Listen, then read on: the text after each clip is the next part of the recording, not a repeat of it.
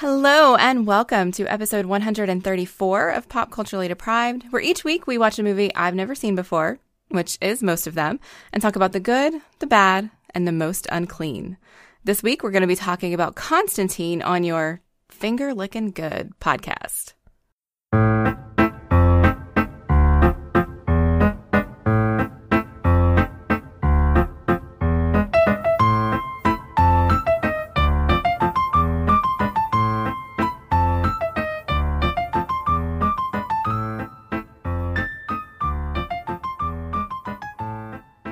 I'm Mandi K, and if you want to find me on Twitter, I am at Mandi K. And I'm at I am at Matthew Vose, but I also rushed into this sentence without thinking about what I was going to say. Would you like to start over? No. Or you want to keep that in, just like that? Podcasting's not a form where you can start over. Oh my goodness. Okay. All right. Constantine. Well, you're editing this one anyway, Exactly. So it's whatever you want it to be. Exactly. I'm at Matthew Vose. I have seen this film. I have seen this film a lot. Oh, wow. Okay. Yes. I did see that you rated it 9 out of 10. Yeah, for the second time. So we are... this might be a first. We have covered this film on Across the Arrowverse. Oh, Which okay. we are now in full flow for season 2 of Across the Arrowverse, but in one of our hiatuses between bits of the season last year, we watched Constantine because Catherine had never seen it. Okay. My wife had never seen it, so we watched it there. We talked about it there, but because, as we'll talk about, there is a Arrowverse show and character of Constantine because he's a DC Comics character. So we were like, well, we want to watch that, but I felt like we should watch this first because it is kind of part of the conversation of it. Oh, see, I knew you had done the limited TV show and talked about him on like guesting on Legends and stuff. I didn't realize you had done the movie. Yes, too. we did the movie as well. I will link to that in the show notes. I always say show notes. I always wonder if people are like, what are show notes? There's details about... That's what they're called. Well, they are, but you know, there's never a description of them. The details in your podcast app browser window, wherever you're listening to us, there's a list of links in there about subscribing and rating and following and how to contact us, as well as useful stuff and interesting things about the episode that we're doing.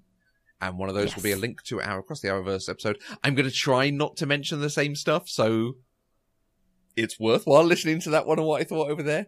Particularly because I listened back to it this week. I'm like, wow, my wife's really smart. She comes up with really good points on this. Wow, I need to step up my game. Okay, well, now the bar just got set really high for me to like say smart things about this movie, and I'm not sure I'm going to meet that bar. You absolutely will. Constantine. It's a superhero movie. It's a comic book movie. He's not really a superhero. It's a comic book movie. It's in the 2000s. It's a character you've heard of. It's Keanu. How come you never watched Constantine? I was not yet aware in 2005 that I enjoyed comic book movies. Ooh.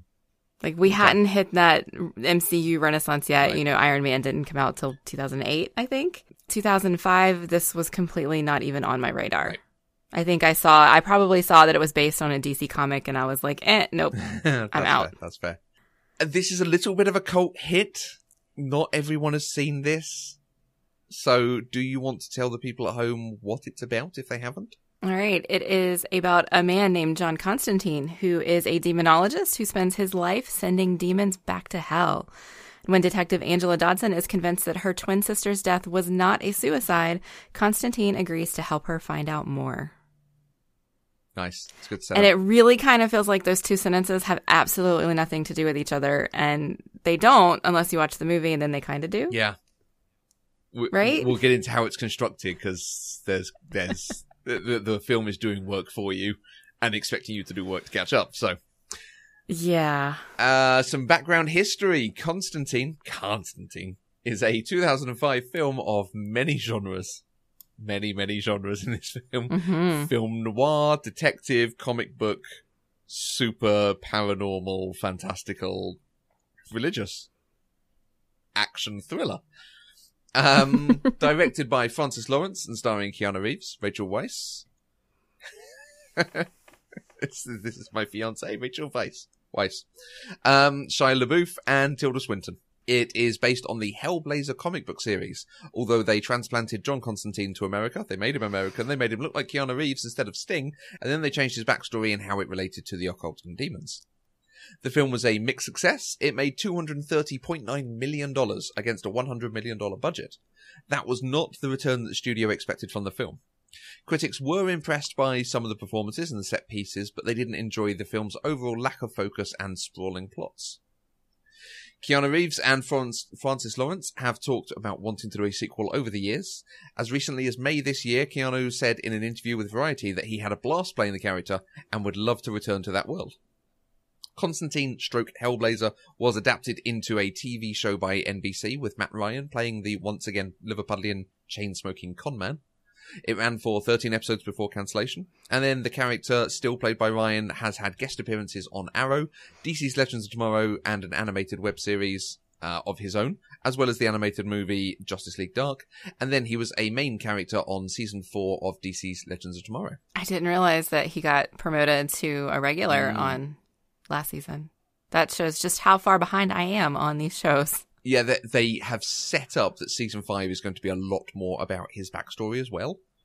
So again, go and listen to the two Across the Arrowverse, because we dig into some of this stuff quite deeply. It's fascinating how when he's on Legends, he's still the star of his own show.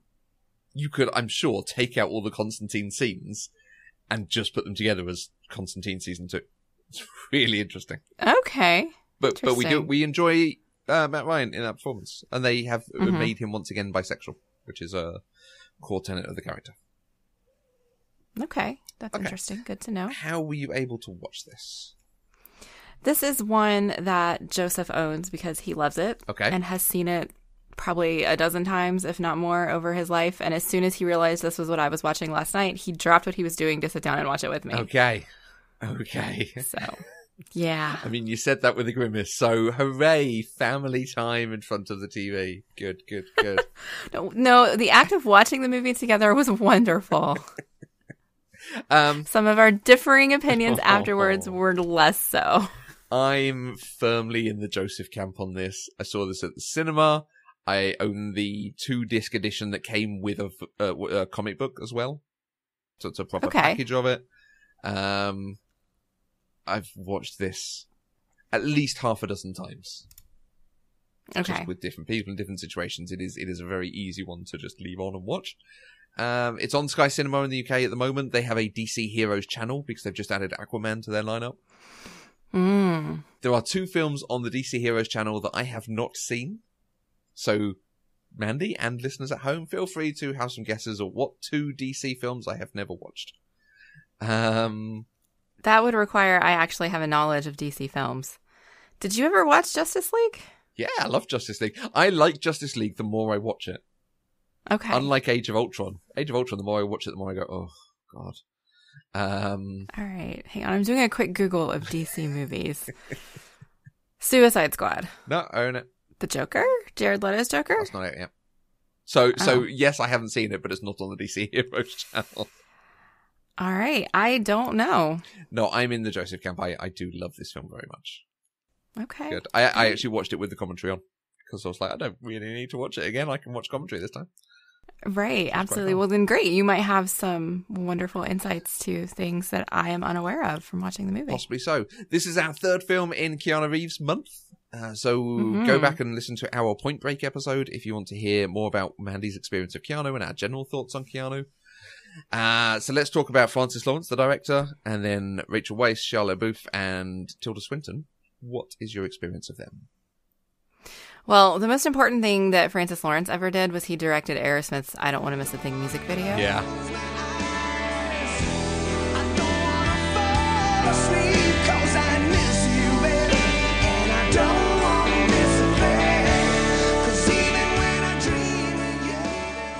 Yeah.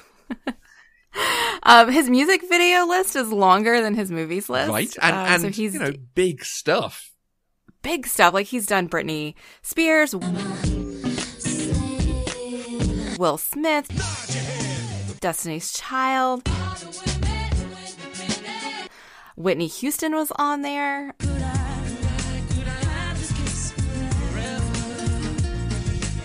Yeah. Yeah. And of course, he directed the music video for Michelle Branch's "Goodbye to You" song.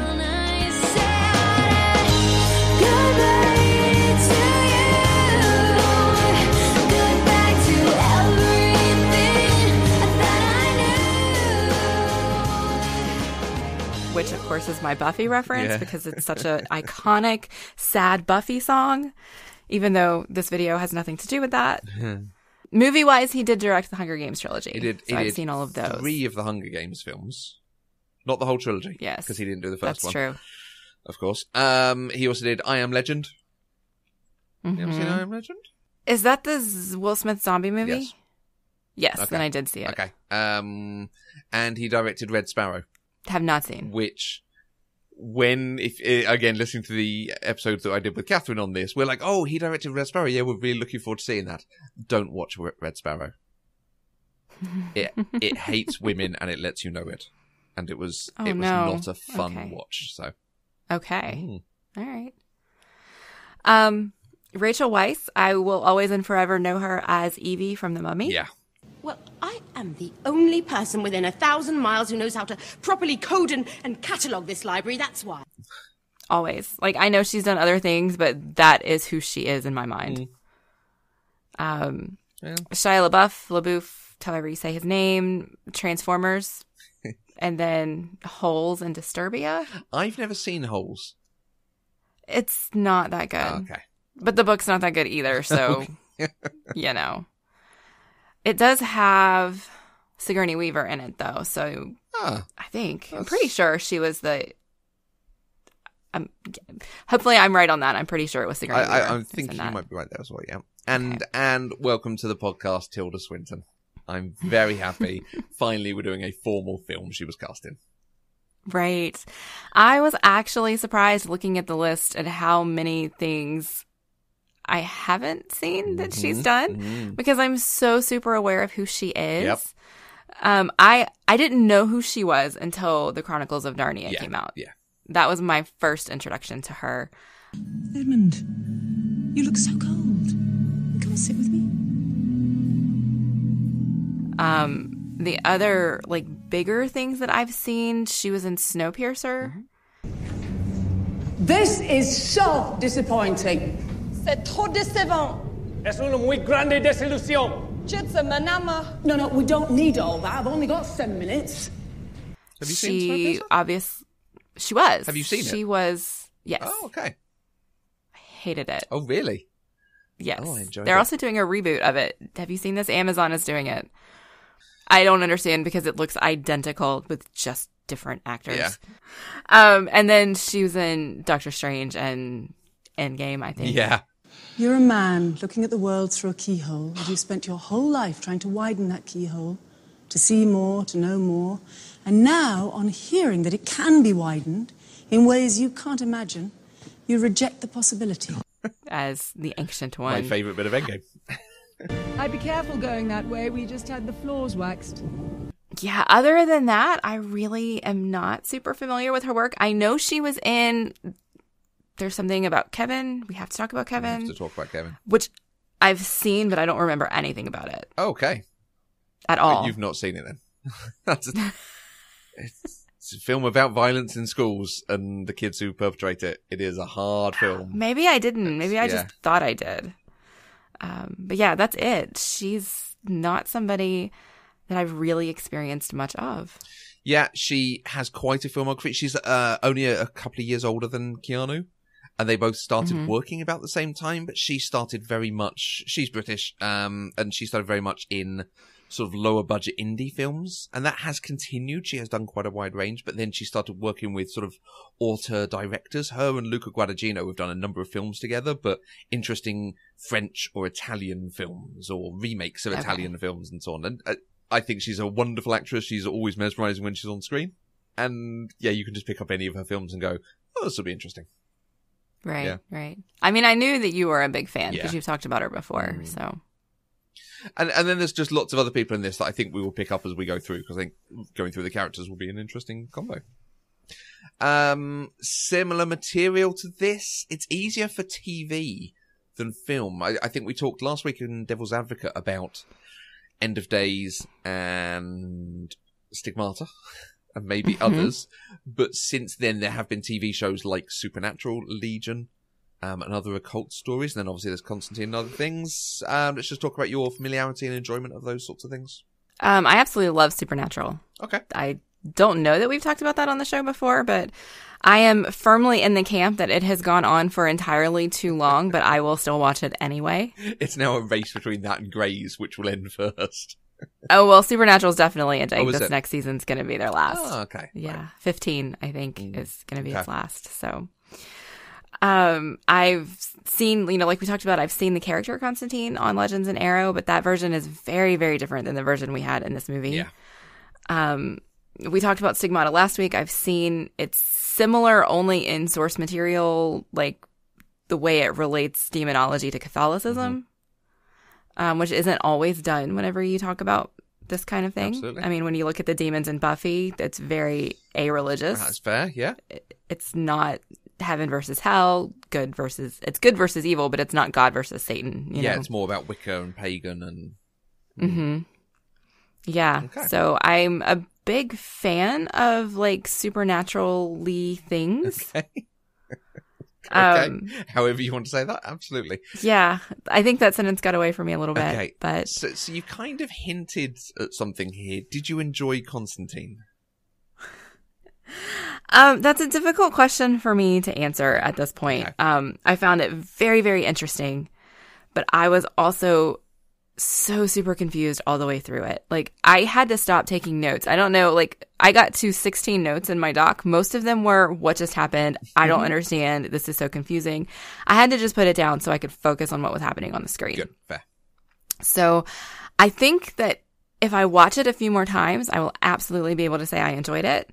But I think that, and I think you hinted at this a little bit, the movie is requiring the audience to do a lot of heavy lifting that is impossible to do on the first watch, particularly for somebody who's not familiar with the backstory, the comics, and the general world at large. And that might be part of why I like it so much. I like a film that makes me work for it. That is it's still enjoyable in that. I've seen poncy Swedish, intense dramas and so on that make you work, that are just, okay, you were doing that for flair. I like this because it's the sort of film that I like. But when you say you found it interesting, can we address that first? What was interesting about it? What did you like? Well, I mean, the subject matter itself is fascinating to me. I have always enjoyed the idea of beings from another existence, plane, dimension, whether it's heaven and hell or if it's actually, like a multiverse kind of thing where you can cross from one world to another. Yep. She says this with a TARDIS poster behind her. A TARDIS blanket behind you. Yeah. And so just from that perspective, the subject matter to me is interesting. Okay. And then once you start putting rules into place that are guided by religion or a particular religious ideology like Catholicism, it just becomes layered and nuanced in a way that I find fascinating. Okay. I don't really know a better way to say that other than I just think it's fun. Yeah, so very much this is a style and genre of film that you like.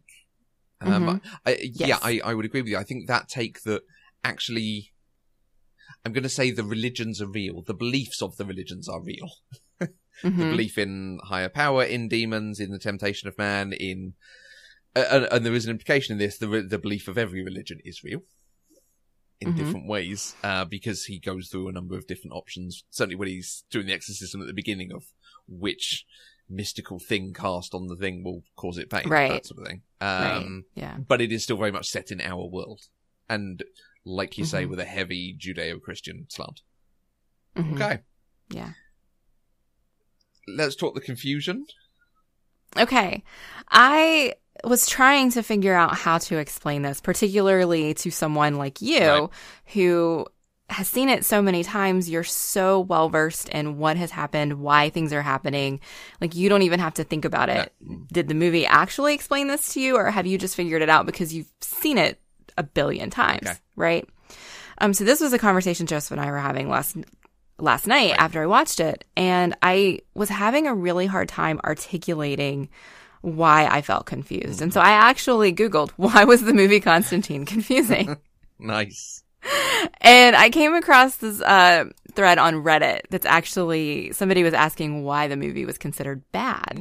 Okay. I don't think it's considered bad, but one of the responses to it kind of directly addressed my feelings on it. And so I wanted to read it just because it says it so much better than I did. Okay. But it is exactly the things that I was feeling kind of articulated. Okay, go ahead. Okay. So this person said, out of the gate, it had several strikes against it. First, it was an adaptation of a lesser-known comic that wasn't particularly faithful to the source material.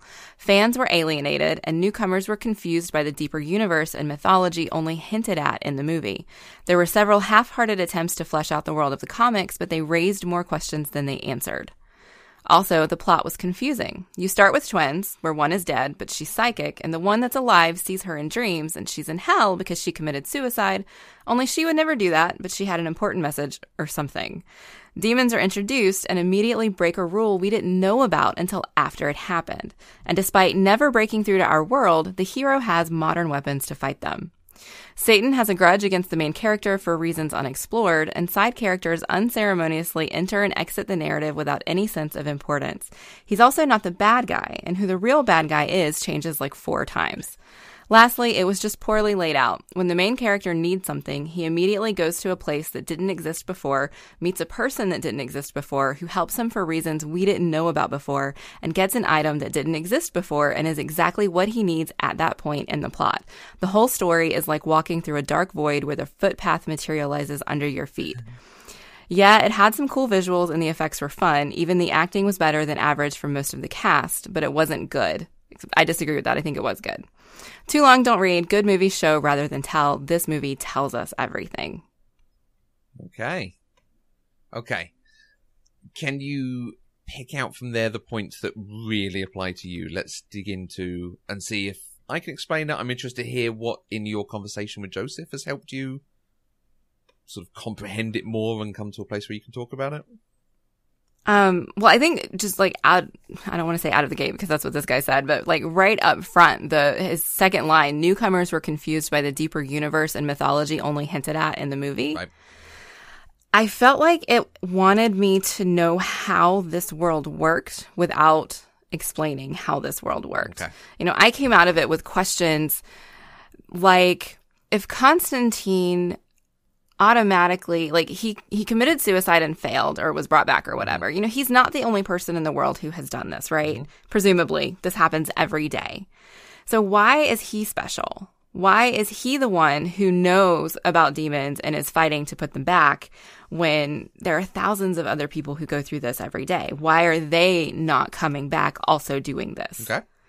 So that creates a question in my mind about how the world works. Okay.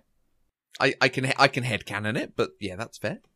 Right. I think that was the first thing I brought up with Joseph last night, and he didn't understand my question. He felt like it was something that was irrelevant to the story and didn't need to be answered. And maybe that's exactly why it's headcanon. You know, if you've seen this movie a dozen times, then there's a lot of nuance that you've probably picked up on repeat watches that somebody who's only watched it once wouldn't necessarily have gotten. Yeah, that's fair. And if I watch it a handful more times, I might. Maybe. You know, because I'll be past the initial chaos and start picking up on subtle hints, you know, subtle visual, subtle word choices, things that I didn't recognize the first time. And I understand that. And I want to watch it again. I want to say that up front. I don't think it's a bad movie. I don't think this is something that, oh my God, it was horrible and I never want to try to watch it again. It was a waste of 2 hours of my life. That's not true. It just wasn't. I felt like it wasn't a complete and whole story for a newcomer to this world. I felt like I was dropped in the middle of a story that was already being told. That's actually probably the best way for me to put it. Okay. Does that make sense at all? Yes. So just to wrap up the point in the headcanon, I'm going to give you my headcanon. See if it helps. Okay. He commits suicide because he can see these demons and he has gone through therapy and electrolysis? Mm-hmm. Electroshock therapy? Not electrolysis. Electroshock therapy, yeah. Like in water and stuff, isn't it? He dies, he goes to hell, he comes back a lifetime later, although he's only been dead for 2 minutes. Because he could already see the demons, he can remember hell. Maybe people who can't see the demons can't remember the hell, the afterlife experience. Okay. That's why not other people. But you are also right, like, the film does quite a bit of work as well to show us that whilst this world exists, it is a secret world that the rest of us don't realise. The bit where all the scavengers attack them and he lights the shroud and it burns them all away, they disintegrate. So there's not even any proof that he could then go, right, and now I'll marshal them. You only have the proof of what you actually see, not what's lasting and brought before you. Okay. Well, and then even in addition to that, though, this kind of fits into that same vein to get Angela to be able to see it again. Like, he drowned her, essentially. That's what happened. And I was like, well, there were a couple of things, a couple of questions that I had in that scene. One, because she's willing to do this, does that count as suicide? Because she's dying and coming back so that she can see them. Is he holding her down so that it doesn't? Yeah. Why is the way to get this vision back that you have to see hell? Why can't you do something that makes you see something else? I don't know. Like, there were just so many questions and it didn't feel complete. Okay. So, and those are choices that I think the film has made that maybe didn't carry you along. Let's go to the second bit you talked about, I don't think I've now forgotten it, but talking about the world and sort of buying into it and understanding it and so on. And yes, that is something that is informed by the other media you've potentially taken in and your understanding of Judeo-Christian mythology and religion. So perhaps, because you've actually reminded me. So we talked last week in The Devil's Advocate, I was expecting it to be a thing about the balance. Right. And the devil is trying to win and God is trying to win, in inverted commas. It wasn't. Actually, you helped me understand. Like, actually, Devil's Advocate is not about that thing. The devil has won, and the devil is trying to take over Earth now. And it's not actually about doing good or doing bad and making a choice between the two things. This film is about that, and I have a feeling that my knowledge of this film, perhaps I saw this before Devil's Advocate, which is why it's being informed. But you've also helped me realise there was a film that came out the year before this that is about the balance and explains the balance in detail. Up front, with not flashbacks, a prologue that shows you the difference between the good and the bad, which is a film on the list. Well, you have to tell me what it is now. The film's called Night Watch. And we're probably going to do it next February, because next time I get to choose and insist on doing a film for my birthday, Night Watch is the one that's at the forefront of my mind, because I do love that film. And that is absolutely about that. So yes, because I know, certainly by the point Constantine came out, I had consumed that film and that book. It would have informed me in this and gone, oh, okay, it's that story. Okay, that makes sense. That. So yes, I can also understand coming into this and going, crikey, this is a lot. Yeah. And the film doesn't give you stuff as you go along about, you meet Gabriel, but there's no thing of like, oh, by the way, Gabriel is kind of one of the right hand of God people who is here on Earth to help as a half-breed, but is a good half-breed. With the exception that with the exception that Gabriel was hanging out in the church in that first scene, there's no explicit explanation of what that is. There's no even thing of, by the way, Satan was one of the angels who then turned on God and got cast out and created their own place called hell. It just accepts that you know this stuff. And we know this stuff because we live in a Western world and most people probably do. Right. Whether you know it in detail or not, but this film is not giving you any of that. No, and I think specifically around Tilda Swinton's character, and she played it fabulously, by the way. She plays androgynous very, very well. And I think Gabriel was a character where you weren't supposed to know what side they were on, really. I mean, you assume Gabriel is on the side of God. Because, from what we know. Yeah. When they're in a church, Gabriel is an archangel, one of the best of God's army or whatever. But this movie, from the beginning, when we meet Gabriel in the conversation that he has with Constantine, has with Constantine, you get this sense that good is not necessarily the right word to use. Okay. I'm not sure what the right word is, thinking about it, because good to an angel and good to a human are different. And I think Gabriel embodies that very well, you know, and it's one of those things where Gabriel is like, well, you know, you had a chance and you blew it, so now you're just stuck, you know, and he was trying to be helpful in a very not helpful way that culminates, of course, with him telling Constantine, well, you know, you're just fucked. Yeah. And so you think in that moment, in that conversation, that he really is still trying to speak for God on behalf of God and doing God's will. But then when Gabriel shows back up at the end, it's unclear. To me, it was very unclear what was actually happening there. Right. Okay. Because of my preconceived knowledge about Gabriel, my expectation there was that he was trying to bring Mammon forth to kill Mammon. Okay. And after finishing the movie, talking to Joseph, reading some other things, I've come to believe that's not actually what was happening in the movie. No.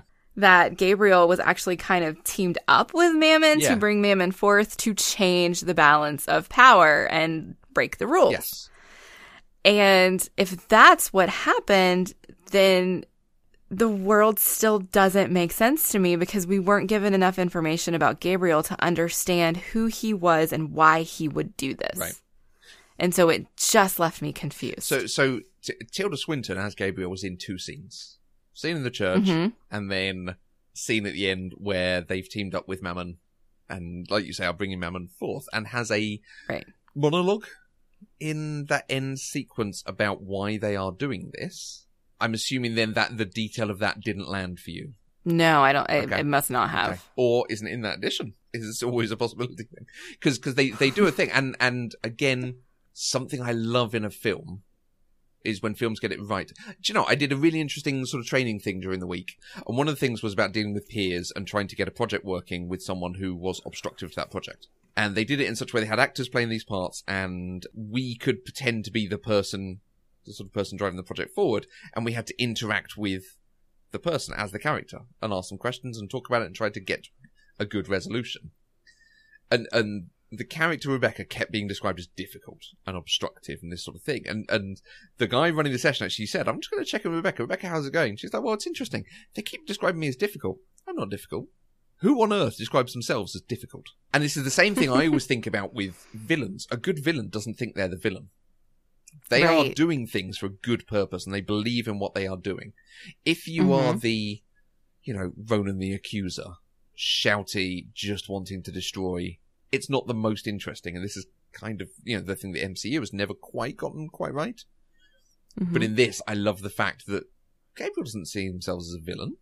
Gabriel is saying mankind gets to repent and ask to be welcomed into heaven, and you are welcomed into heaven. Each one of you granted redemption from the Creator. Murderers, rapists, and molesters. All of you. You just have to repent. And God takes you into his bosom. In all the worlds, in all the universe, no other creature can make such a boast, save man. And I do remember that. And if you are, if you are allowed to have that, I am going to make you worthy of that by unleashing hell on earth. Loves you so, then I'll make you worthy of his love. I've been watching you for a long time. It's only in the face of horror that you truly find your noblest self, and you can be so noble. So, I'll bring you pain. I'll bring you horror. So that you may rise above it. So that those of you who survive this reign of hell on earth will be worthy of God's love. And it's just such a, like, Gabriel absolutely believes in helping mankind here become the best that they can be through unleashing hell. And it's like, well, that's some deep thinking stuff. Okay. I can tell you exactly why I didn't pick up on that, because I was stuck already on the idea that Gabriel is sitting there saying all man has to do is repent and ask for forgiveness to be allowed into hell.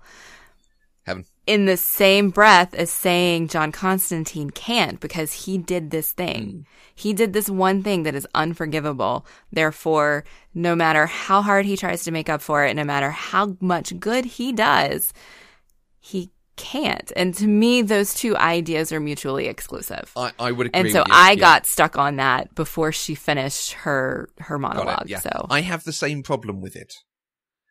Again, I can headcanon it, but this is absolutely my explanation. The line in that first scene, so there's two scenes with Tilda Swinton. The first scene, she has the moment of, you're dying young because you smoked 30 cigarettes a day since you were 13, and you're going to hell because of the life you took. And yes. I don't think that's something you can say, I repent, because that's an action. You can't... I don't know. No, now I'm doubting myself on that. But the other side of that is not only... can he potentially not repent that? I don't know that John would want to repent. John was driven to that thing, and he would not want to say, yes, sorry for doing that thing, because he believes it is God's will that drove him to do that thing. God gave him these powers, this sight, this curse, and that drove him to do the thing. So why would he want to say sorry? He knows God exists, so he has a lot of pride about that thing. I guess that's true. The film does not give us that. The film does not give us a line of, except you can't repent because you're too proud, too prideful. Right. Well, it goes a different direction. It says, because you know that this is real, you can't have faith. Oh, yeah. What does he want from me? Only the usual. Self-sacrifice. Belief. I believe, for Christ's sake. No, you know. And there's a difference. You've seen. I never asked to see. I was born with this curse. A gift, John. You can't believe because you know. And I find that idea fascinating, and I wish it had been explored more. Yeah. But it felt like a throwaway line. The idea that he can't deport demons back to hell and put the scales back in the other way because it's in his self-interests. He's not doing it as I hope this will get me enough. He is saying, I put enough coins in the machine, I will get a redemption cookie out of it. Mm-hmm. Yeah. Whereas the thing at the end is an actual self-sacrifice. And he's not thinking, he is accepting he's going to hell. Mm-hmm. So because that sacrifice is different than any other sacrifice he could make. Yeah, no, that's a really good catch, actually. Yeah. He can't repent because he'd just be doing it out of selfish reasons. Right. Whereas the sacrifice at the end is not a selfish thing. Mm-hmm. Interesting. I like that. Let's talk Keanu. Okay. By the way, dear listener, we're going to loop back round to Tilda Swinton. Trust me. Let's just get Keanu out of the way first. No. All right. I think this is a really interesting point in Keanu's career. We talked about, we were going to go through them and have, early in his career, but one of the first big films was Point Break. Then another big film with him against Al Pacino. Him in this sort of weird genre period that he went through, which lasted a good 10 years. And then him in John Wick coming back into superstardom. Okay. This is in some ways, at the very least outside of his sort of rom-com comedy roles, the first film he's in where he is not the rookie new person into the world, the audience's way into the world to understanding it. This is the first time in his career I think he plays someone who is in power, who does have the knowledge of what's going on, and it has to be brought out by someone else, and he has to be brought into the story. He's not the story that's going on about Mammon. John is not part of that. Right. He is brought into it. It's just the film's called Constantine, so we're following him. Right. I think it's really interesting to suddenly come to this point in the career, and I do wonder if that has affected you as well, because you're watching this as though, like, I'm going to watch John Constantine's story. It becomes his story. It's actually Rachel Weisz's story. Except at the end, their roles shift, which again is some interesting building work it's doing with the two characters. What do you think on that transition? I think I hadn't really considered it in those terms, and I think that's a really good perspective shift for me that is actually a little bit helpful, because I was thinking that maybe part of what lent so much to my confusion was that he was so in the know. Like, we were dropped in the middle of his life without knowing his backstory. As someone who never read the comics, I didn't know his backstory. I didn't know, if I hadn't read the movie synopsis, on Amazon or whatever, I would not know that he had actually literally been to hell already. Like, I would have expected that to happen in this movie. Right. Like, I thought this was Constantine's origin story. Okay, yeah. And that's not what it was. You get it, but right. And so I think he was already so in the know because we were just in his life that I was expected to keep up. Right. And on my first watch, I couldn't. Okay. And so I didn't really think about it in those same terms, but reframing it as this isn't actually his story, this is a story that he gradually becomes a part of, makes that transition feel better to me. Okay. Does that make sense? Yeah, absolutely. And the film, I think, tries to do some work in that, because the point at which he gets involved is the point at which Angela watches the video and thinks she sees her sister saying Constantine to her. So she's like, oh, he's clearly a thing, I need to get involved with him. But that's when they meet at that point. It's the third time they're meeting. We've had the great moment in the lift. We've had the great moment in the church. And now she's actually going to him. It's not just they happen to meet. Although you could argue destiny is trying to bring them together already. Mr. Constantine, I saw I you. remember. And then I saw you Regular kismet. Thing like that. He did, yeah. Yeah. Listening to the commentary, it was really interesting because they actually tried to do it that they always, I don't think they always, and this is where it falls down, but they tried to have him always moving left to right in the film and her always moving right to left in the film. And certainly the elevator scene, you can see it. They're walking those ways. Right. So that as the film goes on, it feels like they're coming closer together from the sides inwards. Which would be nice if it was there, but I don't think it's pulled off. I don't think they were able to do that, because you can't do my character only moves left to right for the first third half of the film, whatever. Right, yeah. But I do like that there are two stories going on here, and this is what the critics didn't like. They didn't like the fact that there were lots of plots, and you had to run to catch up. And then some got resolved, some didn't get resolved, some were going on, aren't they supposed to kiss at the end? This kind of thing, which I know we'll come to.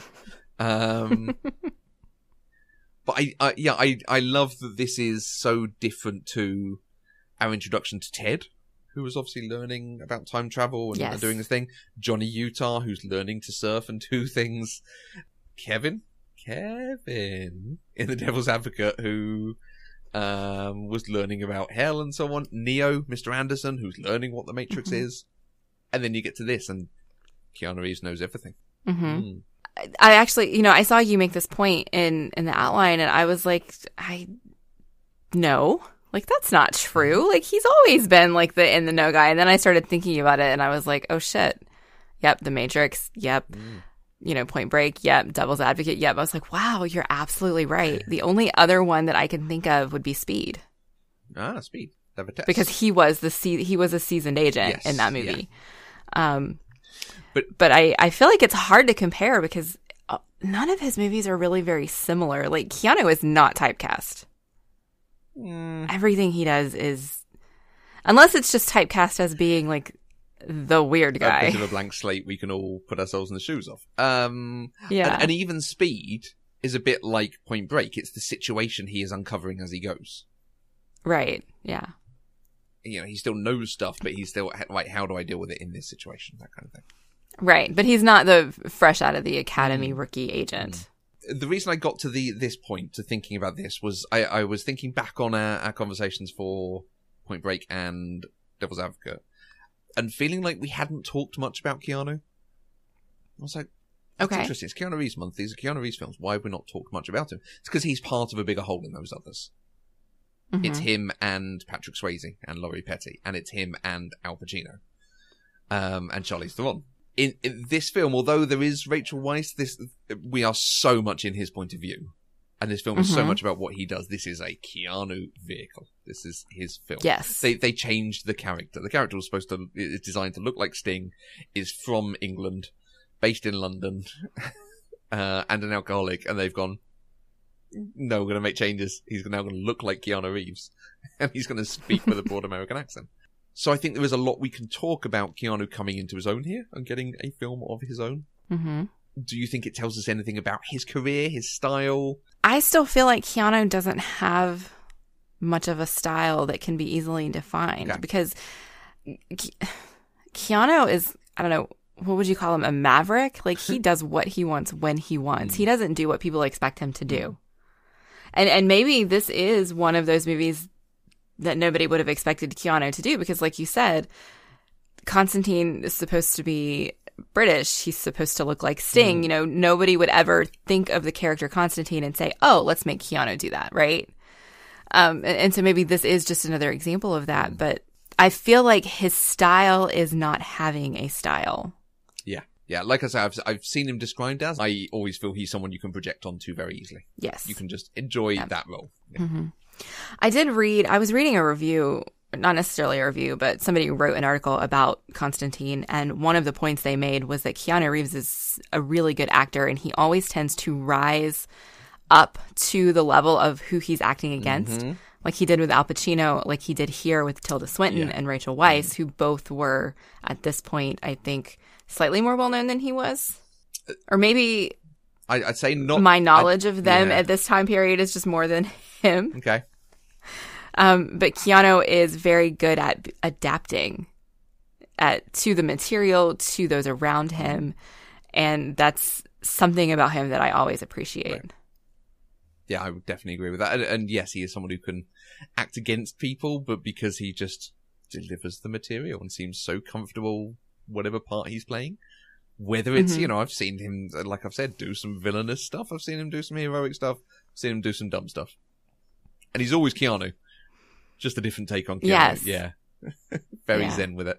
You mentioned Rachel Weisz. It's interesting because, like you know, the Mummy is the first thing I think of her in. But she's not particularly a genre actress. No. She does a lot of sort of drama, I think is probably the best way to put it, and some rom-com, but she is a very capable actress. She is. I don't actually think I looked up her filmography. Okay. Because I just knew, so like, even if I have seen other things that she's in, even when I see her, I'm like, oh, that's Evie. Right. You know, so for me, that's the embodiment of Rachel Weisz, and so it just didn't make sense. I mean, I could probably list 10 or 15 movies that she's been in, but I don't remember them for her. Right. Or I don't remember her for them. Yeah. However you want to say that. So that's very fair. And then we have a whole supporting cast that I said we were going to return to. Shia LaBeouf. Shia LaBeouf. As Chaz. So Chaz is always Constantine's sidekick. Usually a little bit older than John. In this, they decided to cast Shia, who was on the rise at this point. I think Indiana Jones 4 had just come out or was about to come out. So, you know, he was... I think this was first. Okay. But this was in his, you know, rising star period. I quite like his arc in it. Really? Yeah. I feel like if you could take anything out of this movie, you could take his character out. Yes, absolutely you could. He is not necessary for the thing, but I think it's interesting to see him wanting to step up. And then I like that he clearly has knowledge and they go, okay, actually this kid could be useful and we do need a sidekick hand at the end, particularly as John is looking so ill at that point. It's clearly you know, failing. Half-breeds are most vulnerable when their outer skin is breached by holy water. Certain objects, most notably either of the two crosses of Asteria, have been used by even the unordained to bless and sanctify all commonly occurring waters. Even rain. Maybe.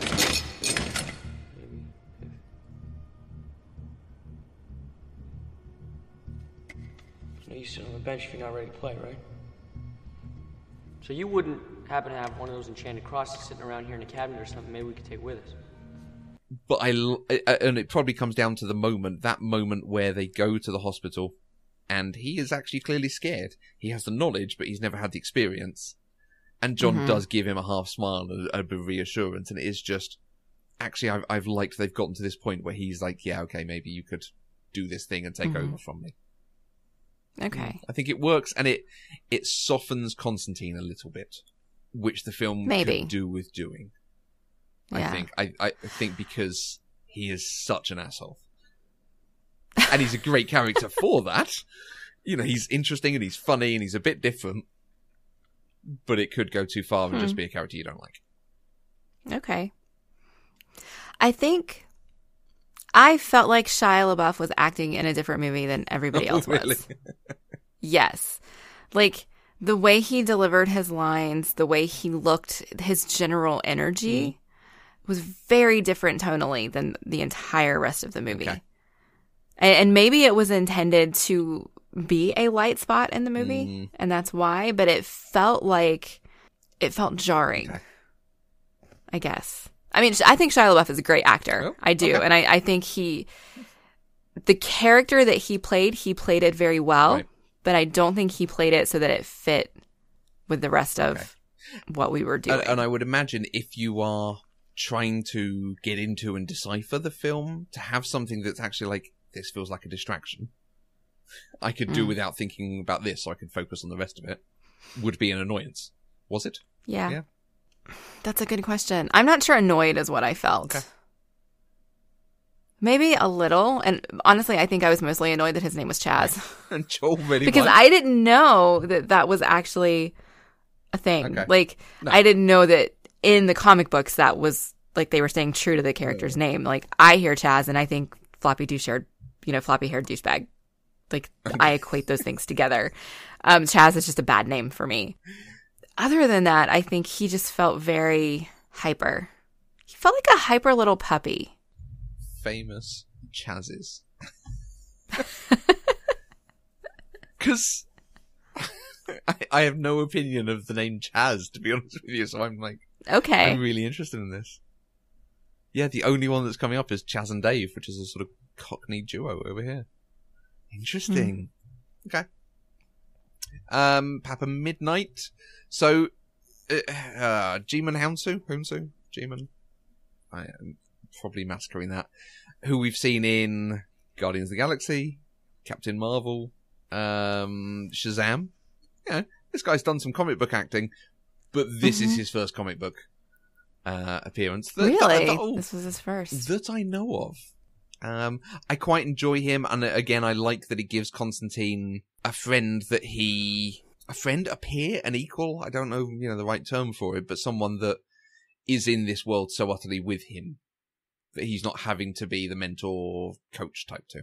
Right. Well, it was a little bit unclear to me what he was, who he was. Like, I think I assumed he was a demon, but I don't know for sure. And even if he was, what was his purpose? He ended up giving help. Like, he was so, I'm not going to help you do anything because I have to maintain balance and be neutral so that I'm not taking a side. And then it was, okay, fine, you're forcing me, I'm going to help you. But no, you're actually my friend, so I'm just going to help you anyway. Yeah. That's kind of like the progression it took. And I still don't actually know, was he human or demon? I never thought he was an angel. Right. No, he's another version of John, effectively. Someone else who peddles in magics and the occult and so on. But he has decided to be neutral. Although he used to, I think he used to be good, in inverted commas. And is now running this bar and providing a place of neutrality in the middle. Which I can see, that lends it to that sort of Doctor Strange thing. The Chiwetel Ejiofor's character at the end of Doctor Strange, who decides to sort of restore the balance because he's become so jaded to the use of magic and the use of dark magic and good magic and this kind of thing. I can sort of see that being Papa Midnight's character, but I love the interactions between them because this fantastical occult stuff and religious stuff becomes so ordinary to them. Right. The point when he gets the electric chair and he's just like, which way is east? And the guy just points. Of course, they always know what way is east because that's an important thing they always have to know as part of their job. Just moments like that, I'm like, it makes the world feel more realistic and like it has a history. That Star Wars thing of, coming into the middle of a world. Right. I think that actual scene where he asked which way is east and he pointed, that actually lended to my thinking that he was a demon or at least some sort of supernatural creature because it's so magical to me to know which direction anything is. I mean, when I lived in Denver, I always knew what the cardinal directions were because the mountains were always west. Because it's flat and then there's mountains. Right. So if you can see the mountains, it's west, and so you turn around and that's east. Nice. Anywhere else in the world that I have been, I have no idea. And so it's like absolutely magical that somebody can do that. So it's like, he can't possibly be human. He knows where the east is. And then let's also come to the demon Balthazar. Gavin Rossdale. I spent the entire movie going, who is that? Like, I recognize him. I know I've seen that face before, but I did not know who he was. And then I saw afterwards it was Gavin Rossdale, and I was like, oh my God, of course that's Gavin Rossdale. Yeah. Glycerin is one of my favourite songs. Don't let the days go by.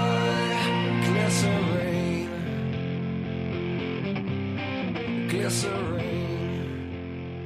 And Come Down was one of the first songs that I learned to play on bass, you know. I don't think I could name a single Bush song. Okay. The only reason that I know what he looks like is because he was married to Gwen Stefani for so many years. That's fair. What did you make of Balthazar, the demon with the coin? Anything? I expected him to be... What am I trying to say? I expected him to have more of an impact on the plot than he did. Right. Okay.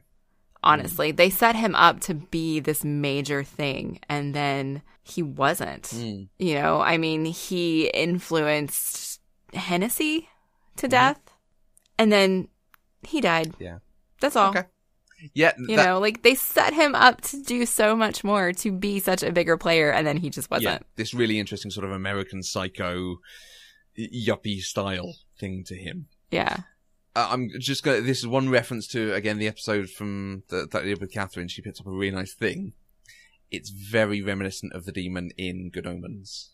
It's got that sort of vibe of enjoying earthly pleasures whilst being a demon. And it's really interesting, again, listening to the thing of us going, oh, it'd be interesting to see what David Tennant does with that. Because David Tennant does something very different with it. Yeah. Very different. So I think that's why I'm having a hard time with that. But part of that, though, is because I'm blanking. Like, I can think of Aziraphale's name, and I cannot think of the demon's name in Good Omens. What is his name? Crowley. Yep. That's his name, Crowley. Mr. Crowley.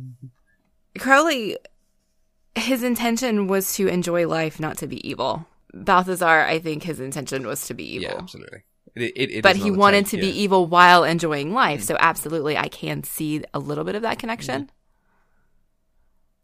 But I also think that David Tennant's clouding my opinion on that. Well, yeah, I imagine that might. Okay. So those are the sort of major characters. There are other characters. There's the Scavenger, there's B-Man and Hennessy, like you say. They're much smaller parts of it.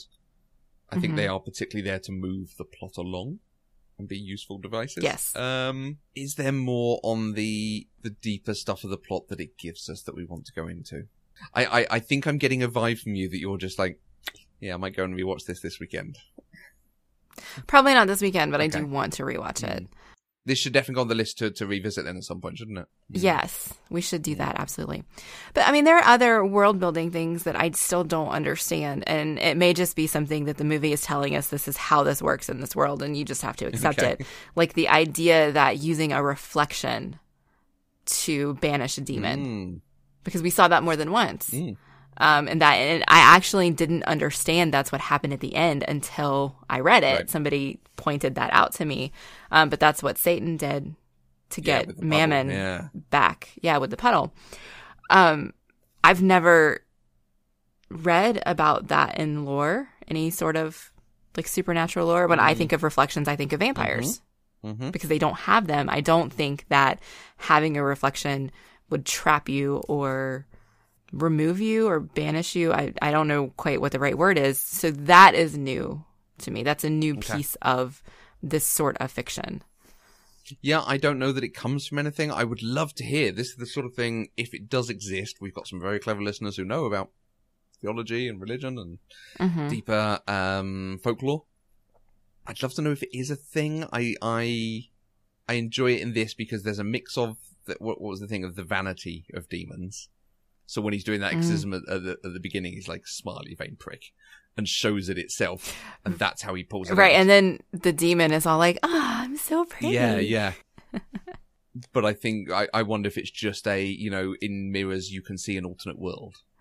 Okay, maybe, because mirrors are often used as portals. Exactly, yeah. In fiction. Yeah, maybe that is what it is. But no, you're absolutely right. It doesn't tell you what that is. I've never really considered it, just...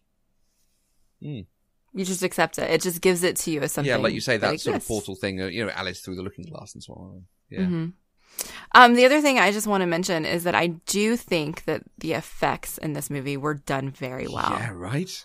Particularly Balthazar's transition. Okay, yeah. From beautiful Gavin Rossdale to half demon face because the holy waters, burned it away. And then even at the end where he's been exploded and he's still alive. Yeah. And you see his face in two different parts, like the eyes are moving and he's talking. Like, that was done very, very well. And the eye is reacting. The eye actually opens when it sees that it's about to be destroyed. It looks surprised, although all you can see is a piece of his face that is the eye. Yeah, great. Yeah. The big effect shot is the vermin demon, the insects and crabs and snakes and things. And the director actually said, I was told I could do that with 8 effect shots, and I did it. And effectively, when he picks up the sort of broken stick thing and hits it, in the original version, that's when he kills it. But he went back to them, he's like, this would be so much better if it could go on another, 30 seconds, minute longer, and be a bigger piece. So they gave him more budget to go and do that longer. And yeah, that works, because it's really creepy. Yes, it was absolutely really. I actually forgot about that demon until just now, but you're right. It looked really good. Yeah, and things like the spider that he traps under the glass. Pretty sure that was CG. I doubt they would trap a spider in a smoke-filled glass. I don't know. You hope so. Maybe they would have in 2005. Yeah, maybe. But yeah, all the way through there is. It's a thing I talked about. So when we did the film festival back in August, we showed Fight Club, and I talked about Fight Club's place in sort of cinema history, and that year, 1999, is a really interesting year because that's the start of proper integration to CG graphic, effects as we know them, integrated into a story, and not in a big way, not in a Jurassic Park, Jar Jar Binks, everyone's in front of a blue screen in background, just pieces here and there that we're supplementing with CG. And Fight Club has a number of them, just moments that are like extra graphics that come on. And this film takes it even further because there are big pieces like a vermin demon, and things outside, but it makes this fantastical world very accessible in the now. Because it does feel like our world that it's in. Mm-hmm. Yes. And I love the way that it does it. Yeah. Yeah, absolutely. Did you notice how walking through the streets, there were billboards everywhere, and most of them were religious in nature? Yeah. Except for the one Chevy one. Yeah, but even that is, and that was clearly put there as that point. Apparently, the Got Faith one was just there when they filmed. Really? Yeah. They were like, okay, we need to film here because that signs up. Yeah. Well, there was another one. There was a billboard for K-Love, which is a contemporary Christian radio station. Oh, really? Okay. Nice. It was very prominent in one of the shots when he was walking down the street. I was like, huh. Okay. And I used to listen to K-Love, like almost exclusively. So that's probably why I recognized it. But I just thought it was, between that and then the Got Faith, and I think there were a few others that I was just like, wow, I wonder if they did all that on purpose or if it's just happenstance. Interesting. Yeah, no, it's good. That one they definitely mentioned as happenstance. The rest they didn't mention, so I assume they were done as, we're going to put this up because we want these things here. It's great. Yeah. Okay. Tilda Swinton. She's your favorite, let's do it. She's in 2 scenes, and she is still the thing I think of when I think of this film. And there's a couple of shots in there that particularly stand out. Mm-hmm. The shot when he's walking towards her and you see those wings spread behind her. That's just utterly glorious. And the bit when he calls her into the light and she lands on him with her foot, pressing him and holding him down in just such a, position of superiority. Right. Just wonderful. But every element of her performance stands out and is incredible. And there are some lines in there that, when she lands on him with her foot on him and she goes, your ego is, I can't remember what the line is, your ego is incredible or something. That could be a really weak line. Yeah. But she utterly believes it. And she delivers it. She is this character. She is utterly doing it. And I'm saying she. I suspect she might be the sort of person who wants to be called an actor and would go by they. Yes. Possibly. Because I don't know what pronoun to use for Gabriel here. I don't know if they cast Hilda because it is an androgynous... I'm not going to say androgynous woman because she's not androgynous, but she plays it as an androgen. Yes. And you just don't know, and it doesn't matter.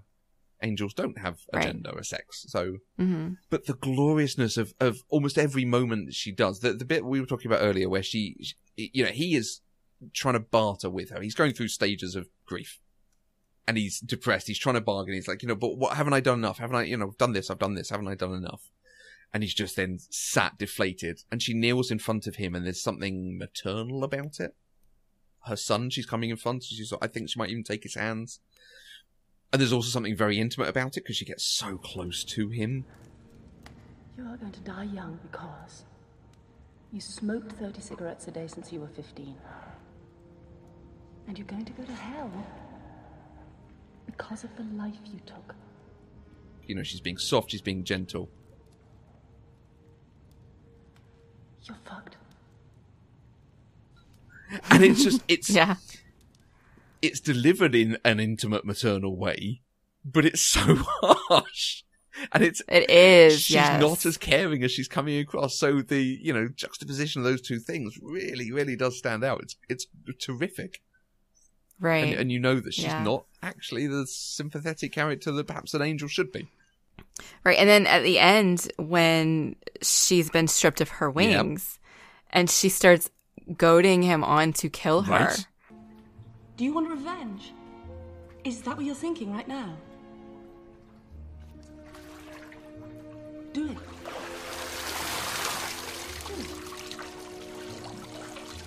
Seek revenge. End my life. Go on. Be the hand of God. It's your choice. It's always been your choice.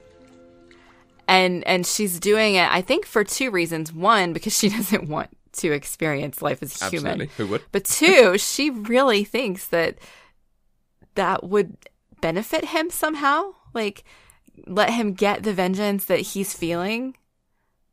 Not in a, if you do this, you're going to go to heaven sort of way. But, if you do this, you'll feel better kind of way. I think, yes, it would make him emotionally feel better, but not spiritually. Mm-hmm. I think it's absolutely that first point. And her reaction when he punches her. And her... Oh, it was beautiful. She's feeling pain for the first time. What is this feeling? I kind of like it, but oh my God, it hurts. Just everything is there on her that you can see it. It's wonderful. Yes. And they're walking away and she's like... You could have shot me, John. You chose a higher path. Look how well you're doing.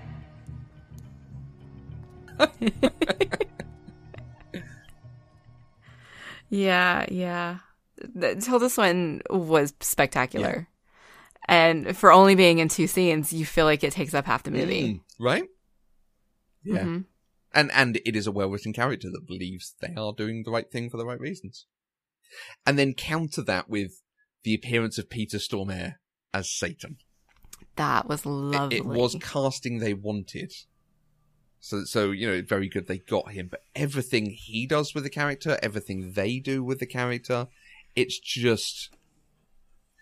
creepy and evil and villainous, whilst also being delightful. You're saying lovely. I mean, it's bizarre to say that about the appearance of Satan, but it would be so easy to make him pitchfork, forked tail and angry. I mean, to have him coming out in a white suit. That white linen suit, almost like he is God. Or, an angel. I thought he was for a minute, and then I was like, why does God have black stuff on his feet? And then I figured it out. He has to stain the earth to walk on it. It's just, so deep in its own mythology. He did it. It's a very different take on the character than Al Pacino, but they're both equally valid, I think, and both spectacularly done. Al Pacino is what you would do with the first take. Angry and shouty and victorious and gloating and all of the seven sins, like we talked about. This is delightful and gleeful about other people's suffering, and it's a bit disturbing. And it's a bit, the fact that he can talk about, you've cut your wrist, so the tendons have gone, and that's why you don't have hand control. And, go ahead and smoke. I have shares in it. Like, oh God, this is dark. I mean, it's Satan. He needs to be dark, right? But one scene with that character, and it's as powerful as everything else in the film. The fact that Gabriel can't smite him at the end. And he, again, glories in that fact. His anger at not being able to take John to hell, then that's when the anger comes. But the way they do that, like we've seen the MCU do with, trying to pick up Mjolnir and stuff. That the grounding up the earth as you're trying to drag this thing, an immovable object. Brilliant. Yeah, that was really nice. Really nice. And then his vengeance at the end, when he's like, okay, fine, I can't take you, then I'm going to make it so that you can't die right now, and we'll see if you actually earn this. And he is betting that he's still going to end up back in hell. Yeah. And I think that was a twist that was unexpected. Yeah. On top, a twist on a twist. Absolutely. It speaks to a character who is a planner, who does scheme and come up with things and no, I can't accept defeat. I will accept a draw.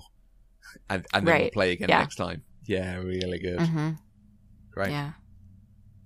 And then there's the humour of it all. And that moment particularly, John Constantine is ascending to heaven. There are pearly gates in front of him. And he throws the middle finger at Satan as he's rising. Right? I said earlier, the character is just such an asshole, and you get it all the way through. And it's funny. And I don't know how you pull that off, because it would be so easy, like I say, to make this character you don't care about and you don't want to like. And we'll talk about Michelle Monaghan in a minute. I think if she was in the film properly, it would make the character too dark. The fact that, he is an asshole to Rachel Weisz the first time he sees her, and he puts a spider under glass and blows smoke into it, and is a crap to everyone around him. But yet you still want to see what he does, and you still want to hope he succeeds. Yes. I don't know how you do that. You have to be Keanu Reeves. Be Keanu. Yep. Absolutely. Yeah, it just in talking there, it reminded me, Michelle Monaghan, you see one shot of her at the end of the film, but she was in this film as a character. They filmed his lover, who is a demon, who, when he finds out he's dying, he goes, and that's the big scene with her where they are in bed together, with him talking about what's happening and her laughing at him because he's dying. I think seeing him with someone that he is using for physical pleasure but doesn't care about would drive it too far into a dark place. Was that a cut scene, or was that scene in... Okay, I was going to say, because I don't know what you're talking about. So, they filmed all this. I think it is in as deleted scenes, but it was utterly taken out. And then at the very, very end of the film, when he goes, he lights the thing, and all the holy water comes down on the demons, she's the demon who realizes her skin is melting and goes, holy water? Oh, okay. Got it. Yeah. And that's the only shot left of this character who was in throughout the film. Okay. And I agree with the choice there, personally.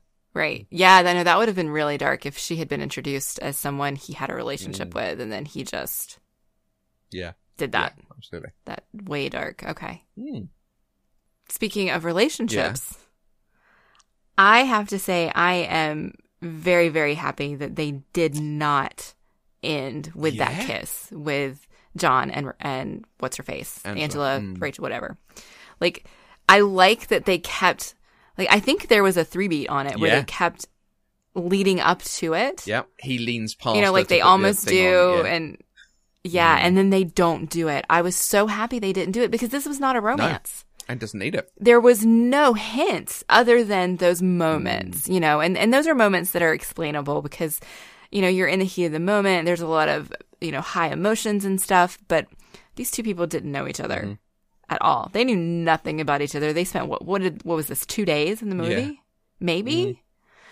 So for them not to do that, the obvious choice was to make it a romance and have them live happily ever after. Yeah. And I love, love, love that they did. Yeah, it's wonderful. And it sets it up, if there was to be a sequel, that they could be together and working as partners, and that would be fine. But it also sets it up that stuff he does goes against her code and her moral code or her code as a police officer. So it brings them into conflict with it. And, it leaves your writing so open to do so many interesting things. But the fact that they get so close to it, and again, apparently there was, the way it was originally written is like the bit in the car where he leans past her and you think they're going to kiss and he's actually putting the necklace on her. When he gets out of the car, she's like, oh shit.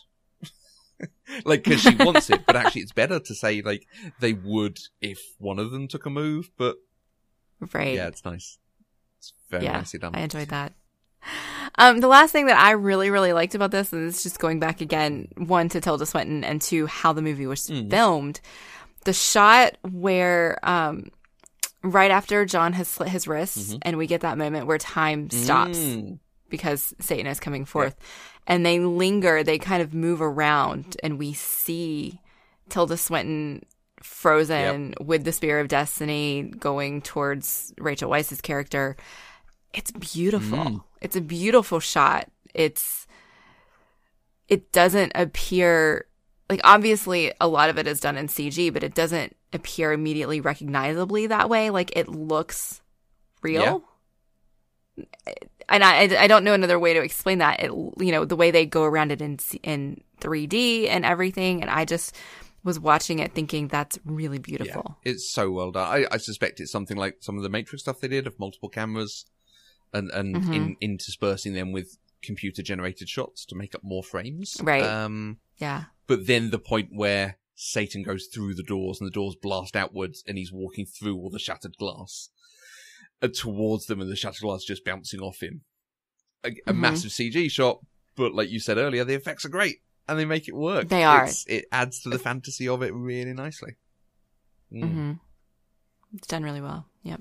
I remember the thing I was going to say where we were talking about the romance of it. I love there are hints, and this is just such a small moment when he's putting the feet in water to go to hell with the cat, and she says, "Does it need to be hot or cold?" I don't even think he answers her, and he just puts his feet and we carry on. And then later, when he does the being electrocuted thing with Papa Midnight throws the water on the floor and he puts his feet in it. He's like, "Oh, it's cold." So it tells you he was having a bit of bravado with her earlier, and a bit like macho. It doesn't matter, I can take whatever you give me. He would have rather it would have been warmed up a bit.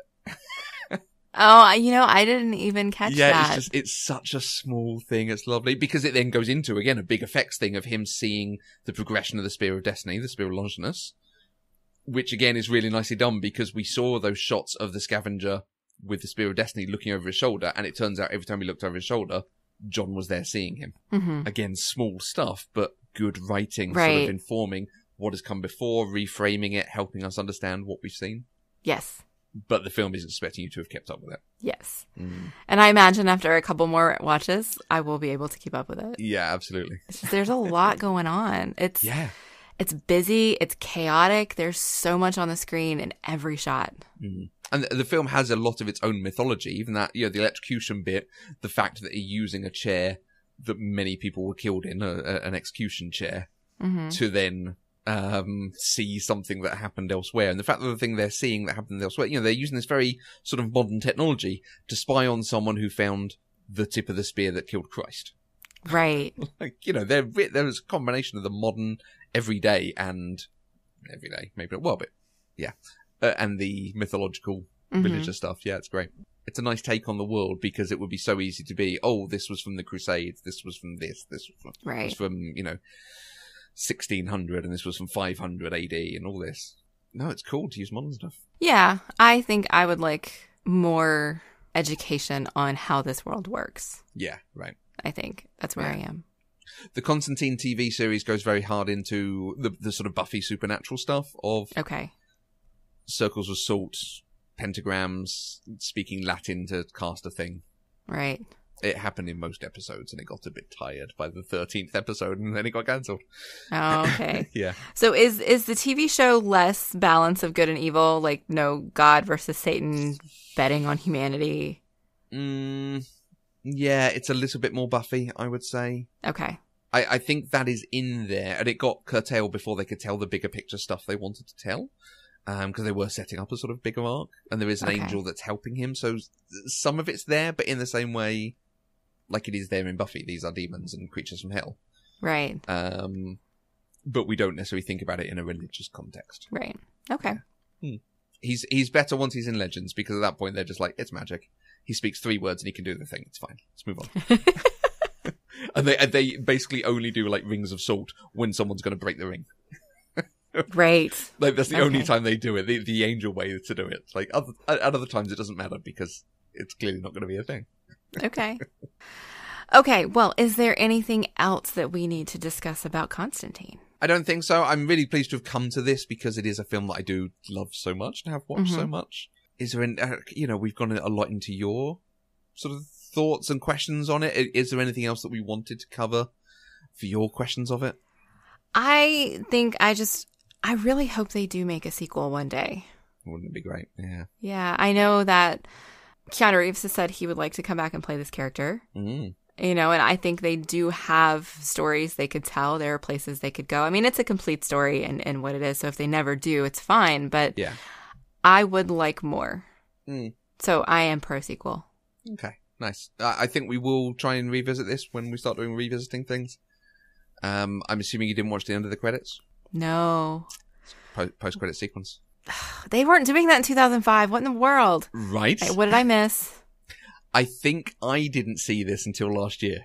Okay. I think that's how much I didn't expect there to be a thing. And it's a really small thing. It's he visits Chaz's grave. And Chaz appears behind him with angel wings. Aww. Yeah, and flies off to heaven. So. Okay. Aww. But also in the sort of angelic outfit that Tilda was in, so there was an implication maybe he was a half-breed. Interesting. If you would like to join in the conversation, if you have thoughts on Constantine, if you've seen Constantine, and you want to put in your take on these characters and these stories, you can use the hashtag PCDeprived on Twitter, and you can find us on Twitter and Facebook and Instagram at Eloquent Gushing. You can also email us if you want to. We're at podcast@eloquentgushing.com, or you can leave a voice message at speakpipe.com/eloquentgushing. Pop Culturally Deprived is 100% funded by listeners like you through our Patreon page. So any amount you can give, even just $1 a month, will give you access to exclusive content while also helping support our network and develop new shows. To find out more, please visit patreon.com/eloquentgushing. And we'll be back next week with another episode where we are going to talk about John Wick. Finally. Until next time, I'm Mandi K. And they call it the balance. I call it hypocritical bullshit.